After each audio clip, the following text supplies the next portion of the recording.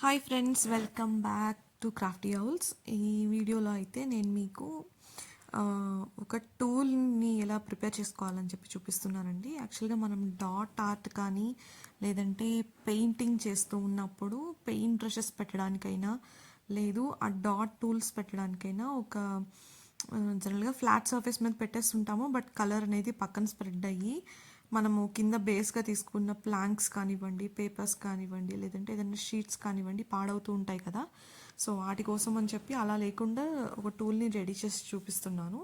దానికోసం అయితే first air dry క్లేని ఫ్లాట్గా నేను ఒక చపాతీలాగా ఒత్తేసి దాని మీద అల్యూమినియం ఫాయిల్తో స్టెప్ వైజ్గా అంటే డిఫరెంట్ సైజెస్లో అల్యూమినియం ఫాయిల్ని రోల్ చేసి మనకి వీడియోలో చూపిస్తున్నట్లుగా నేను ఒకదాని వెనుక ఒకటి అనేటట్లుగా నేను 4 స్టెప్స్గా పెట్టాను. దీన్ని డిఫరెంట్ సైజెస్ అనమాట, అంటే స్టెప్స్ వైజ్గా వస్తుంది అండ్ చూడటానికి ఒక కొండలా ఉంటుంది కానీ యాక్చువల్గా స్టెప్స్ వైజ్గా ఉండి మనము టూల్స్ అనేది మనం వర్క్ చేసేటప్పుడు పెట్టుకోవడానికి చాలా కన్వీనియంట్గాను యూస్ఫుల్గానే ఉంటుందన్నమాట. అప్పుడు కలర్స్ అనేవి ఒకదానికొకటి అంటదు. అండ్ మనము దీనివల్ల ఏంటంటే కింద మనము బేస్గా పెట్టుకున్న ప్లాంక్స్ కానివ్వండి ఏవి కూడా పాడు కాకుండా ఉంటాయన్నమాట.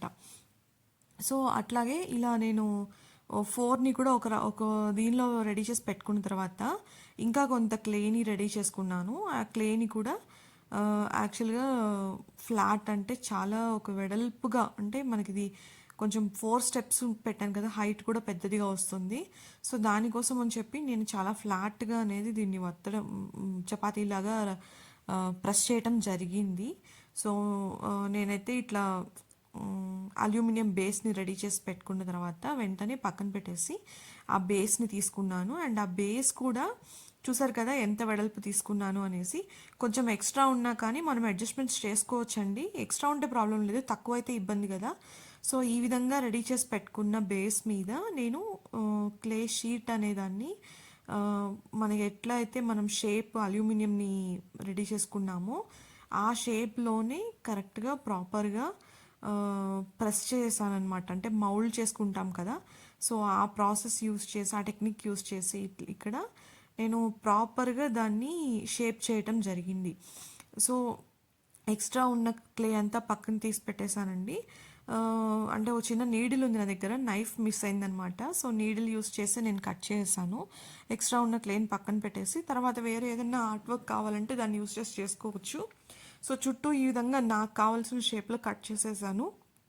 అండ్ కట్ చేసేసాక కూడా ఈ క్లే వర్క్ని, అంటే ఆల్రెడీ మనము రెడీ చేసి పెట్టుకున్న ఈ ఇది ఉంది కదా, ఆ టూల్ ఉంది కదా, సో దీన్ని ఈవెనైజ్ చేసుకుంటున్నాను. అంటే ఎడ్జెస్లో కొంచెం ఎక్కువ తక్కువలని కానివ్వండి, షార్ప్ ఎడ్జెస్ కానివ్వండి ఉంటూ ఉంటాయి కదా, అవేవి లేకుండా ఈవెనైజ్ చేసుకొని దాన్ని ఒక 2 hours పాటు డ్రై అవ్వనిచ్చాను. అండ్ డ్రై అయ్యాక ఫుల్గా ఇది చాలా గట్టిపడిపోయింది. సో నేను ఇప్పుడు పెయింట్ తీసుకున్నాను. బేస్ అయితే కాపర్ కలర్ తీసుకున్నాను అనమాట, గ్లిట్టర్ కాపర్. అండ్ నేను గోల్డ్ కలర్ కూడా తీసుకున్నానండి. అది ఎట్లా వాడాను అనేది తర్వాత వీడియోలో చూస్తారు మీరు.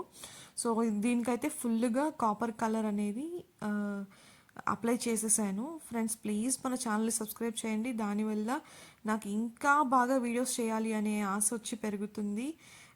ఆ హోప్తో నేను ఇంకా ఎక్కువ వీడియోస్ చేస్తాను మీకోసం. సో ప్లీజ్ ఛానల్ని సబ్స్క్రైబ్ చేసి మా ఈ వీడియోని లైక్ చేయండి. సో ఈ విధంగా చూసారు కదా, కలర్ అనేది ఈవెన్గా అప్లై చేసేసానండి. అప్లై చేశాక గోల్డ్ కలర్ని మధ్య మధ్యలో టచ్అప్ ఇచ్చాను. సో ఈ టచ్అప్ ఇవ్వడం వల్ల మీకు డిఫరెంట్ అయిన షేడ్ వస్తుంది. దాన్ని కూడా ప్రాపర్గా అప్లై చేసేసి, కలర్ అయితే ఆరకూడదండి, కాపర్ కలర్ ఆరకముందే గోల్డ్ అనేది అప్లై చేయాలి, అప్పుడే అది ప్రాపర్గా బ్లెండ్ అవుతుంది. సో ఈ విధంగా ఫుల్గా బ్లెండ్ అయ్యాక నేను దీన్ని ఆల్మోస్ట్ ఒక 1/2 hour పక్కన పెట్టేశాను. అప్పుడే కరెక్ట్గా ఆరిపోయింది. మీకు కావాలంటే వార్నిష్ అప్లై చేసుకోవచ్చు, లేదంటే డైరెక్ట్గా వాడేసుకోవచ్చు. సో ఆరిపోయాక చూసారు కదా ఎంత బాగుంది అనేసి. చాలా క్యూట్గాను బ్యూటిఫుల్గాను కూడా ఉంది. సో మీకు ఈ వీడియో కనుక నచ్చినట్లయితే ఇలాంటి టూల్స్ ఇంకా నేను చేసి చూపించడానికి కమెంట్ సెక్షన్లో అడగండి. And thank you so much friends for watching. చూసారు కదా ఎంత చక్కగా టూల్స్ అనేది మనం అరేంజ్ చేసుకోవచ్చు ఒకదానికి ఒకటి అంటుకోకుండా. Thank you so much.